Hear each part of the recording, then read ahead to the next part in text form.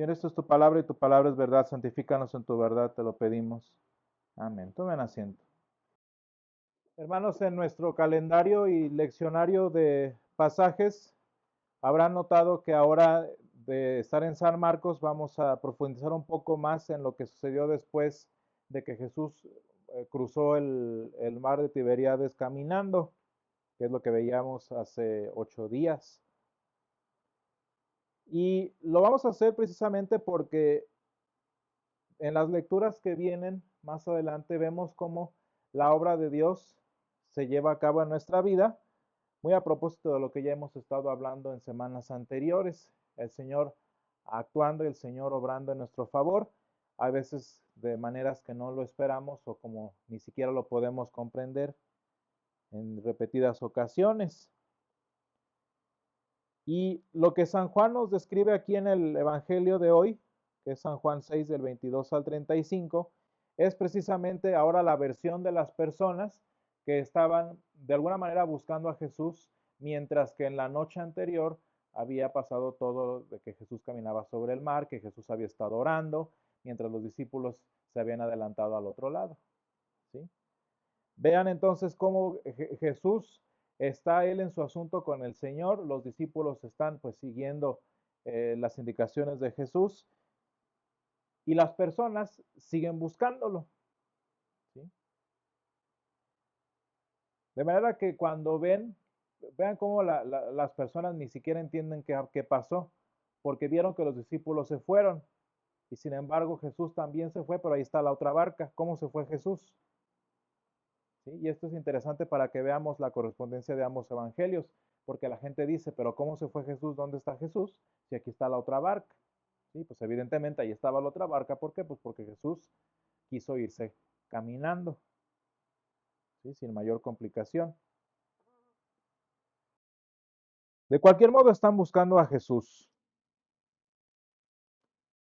Y llegan al lugar conocido, por así decirlo, donde Jesús pasó gran parte de su ministerio, que es Cafarnaúm, y lo encuentran, le dicen, ¿dónde estabas? ¿O cuándo llegaste acá? Pero vean lo interesante que dice Jesús, precisamente porque conoce qué hacen del otro lado del mar. Y dice Jesús que lo buscan, no porque han visto las señales, sino porque les dio de comer. Les dio de comer y los sació. Y hermanos, aquí hay algo interesante. ¿A qué se refiere Jesús con esas señales? Pues bueno, eran las formas en las que en ese momento el Señor estaba usando, estaba haciendo para mostrarse quién era, para compartir el plan de salvación, o en resumidas cuentas, era la forma en la que Jesús estaba predicando el Evangelio.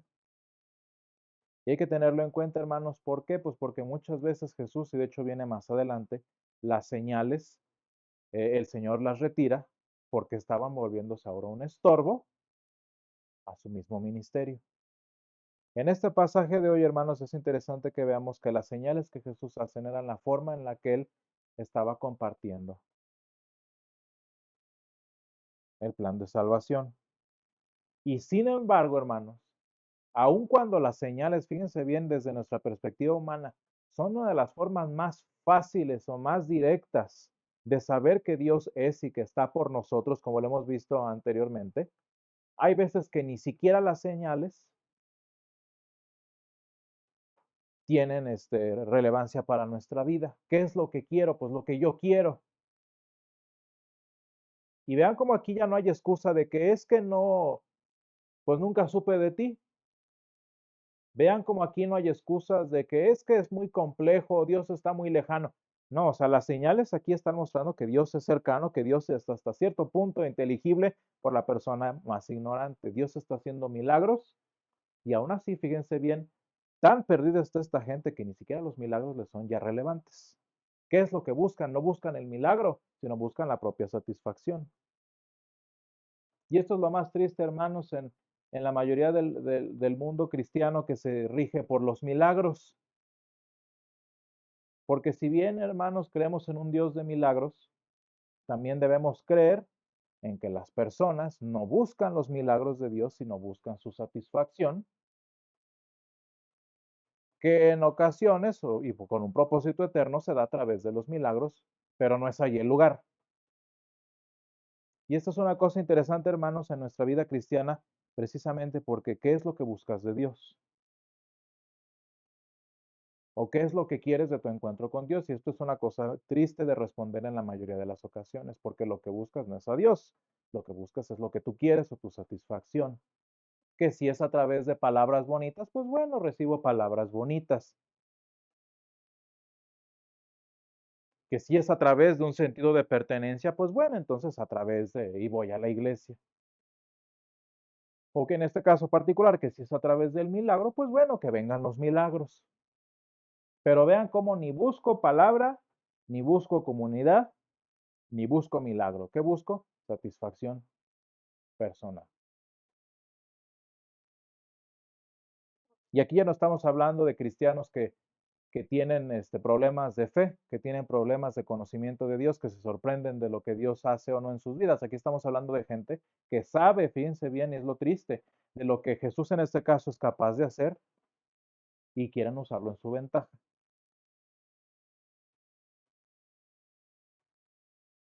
Y hermanos, es lo que les dice Jesús en el versículo 26. De cierto os digo que me buscáis no porque habéis visto las señales. El punto no es la señal, hermanos, los milagros, en este caso la alimentación de los 5,000, sino lo que ellos buscan es la satisfacción propia, comer el pan y saciarse.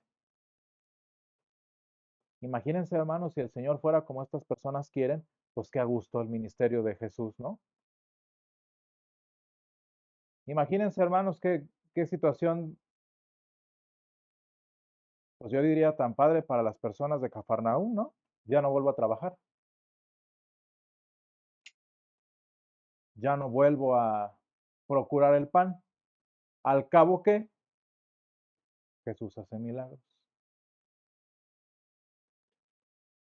Vean el versículo 25, vamos a leer del 25 al 27, hablando de lo que estoy diciendo ahorita. Y hallándole al otro lado del mar, le dijeron, Rabí, ¿cuándo llegaste acá? Respondió Jesús y les dijo, de cierto os digo, que me buscáis no porque habéis visto las señales, sino porque comisteis el pan y os saciasteis.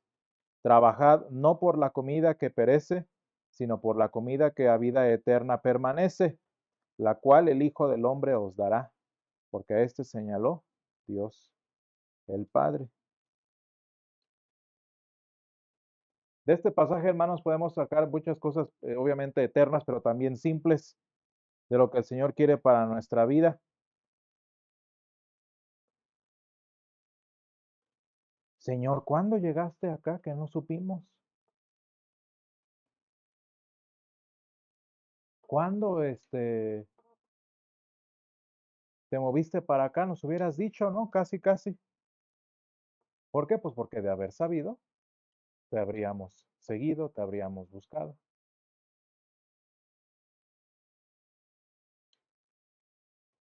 Y Jesús le responde, no me estás buscando, ni siquiera porque sabes que soy un Dios de milagros, sino porque quieres comer. ¿Qué condición tan más fácil, hermanos, habría sido para la gente de Cafarnaúm no volver a trabajar un día de su vida y depender de la misericordia de Dios? Y hermanos, vean cómo esta idea y este concepto de Dios no es algo que ya desapareció en la vida de la iglesia. De hecho, eso es parte de la crítica que nos hacen a nosotros como cristianos, que queremos y esperamos que Dios provea todo lo que necesitamos. ¿De dónde creen que es la molestia, por ejemplo, de los doctores? Que cuando algo sale mal es la culpa del doctor y cuando algo sale bien es gracias a Dios. ¿Por qué, hermanos? Pues porque la mayoría de las personas llevan una vida cristiana en donde lo que conviene es de Dios, lo que es bueno viene de Dios, pero no es cierto que creen lo que están diciendo. Muchas veces, hermanos, el mundo nos critica a nosotros como cristianos porque queremos vivir una vida cristiana floja, una vida holgazana dependiendo de la gracia de Dios. Y hermanos, ¿saben qué es lo triste de la holgazanería cristiana? Que es otra forma de incredulidad. Y por mucho que la gracia de Dios abunda y sobreabunda, ¿qué creen? La holgazanería cristiana evita que nosotros vivamos de la gracia de Dios. Y es muy triste, hermanos, eso en nuestra vida cristiana. ¿Por qué? Porque no crees, no es cierto que crees en el Dios de los milagros, crees en tu necesidad. Y si hoy te lo hace Dios, si hoy te lo cumple Dios, pues entonces voy y busco a Dios. Pero si mañana es el doctor, pues entonces voy con el doctor. El punto es que alguien llene mi panza. Y vean, hablando de esto, les digo que podemos sacar cosas muy simples y cosas eternas. Vean con qué les responde Jesús. Hasta parece pedrada, ¿no? Dice versículo 27, trabaja, trabaja, punto. No sé si ustedes se dan cuenta que ni siquiera en Génesis el trabajo es un castigo. ¿Cuál es el castigo o la consecuencia en este caso de la caída? Pues el cansancio por el trabajo, ¿no? Qué a gusto la gente de Cafarnaúm. No, pues es que Dios proveerá, como dicen. ¿Y por qué creen que nos critican, hermanos? Pues porque muchos cristianos de verdad viven con el Dios proveerá. No, pues ahí que Dios me cumpla el capricho. ¿Y qué hago yo? Pues nada, me cobijo en la gracia de Dios. ¿Y qué les dice Jesús a la gente de Cafarnaúm? Trabaja, ponte a trabajar. Pero bueno, más allá de estas no simplezas, sino cosas esenciales de la vida cristiana, hermanos, ¿cuál es la conclusión de este encuentro que tiene el Señor con la gente? Con esa gente que no entiende, con esa gente que no está buscándolo a Él, sino saciarse ellos mismos. Que hasta los milagros que son impresionantes les son irrelevantes. ¿Qué es lo que les dice Jesús, hermanos? ¿A dónde quiere llevar la atención Jesús de estas personas? Pues no a este pan del que vuelve a dar hambre.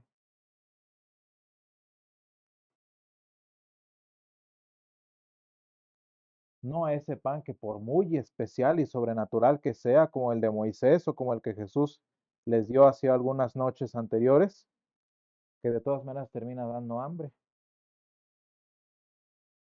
¿A dónde los dirige Jesús, hermanos? Pues es precisamente a este pan que a vida eterna permanece, como dice el versículo 27.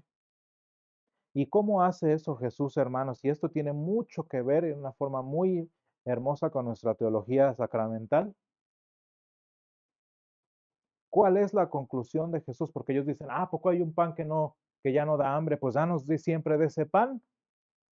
Digo, si tú tienes algo más increíble que lo que Moisés tenía, pues danos, al cabo que eso es lo que quiero, ¿verdad? Que no me vuelva a dar hambre. Entonces dame siempre de ese pan.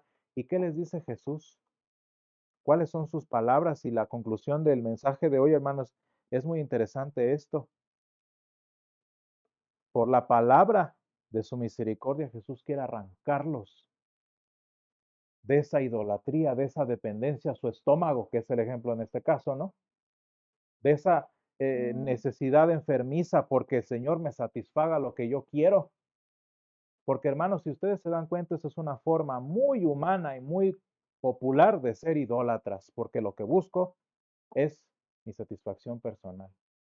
Por eso, hermanos, el Señor Jesús en la conclusión del pasaje de hoy en el versículo 35 no los lleva al pan que ellos buscan, sino a dónde los lleva específicamente, y vean ustedes, los lleva a sí mismo. ¿Quieres pan que te sacie? Yo soy el pan. No es yo te doy el pan, porque ya lo había hecho Jesús y a ver, no sirvió de nada. ¿Quieres satisfacer tu necesidad que es más allá de lo que tu estómago te dice? Yo soy el pan de vida. Y hermanos, vean qué cambio de perspectiva tan interesante Jesús tiene en este momento, porque ya no es qué busco, sino a quién buscas y a quién necesitas.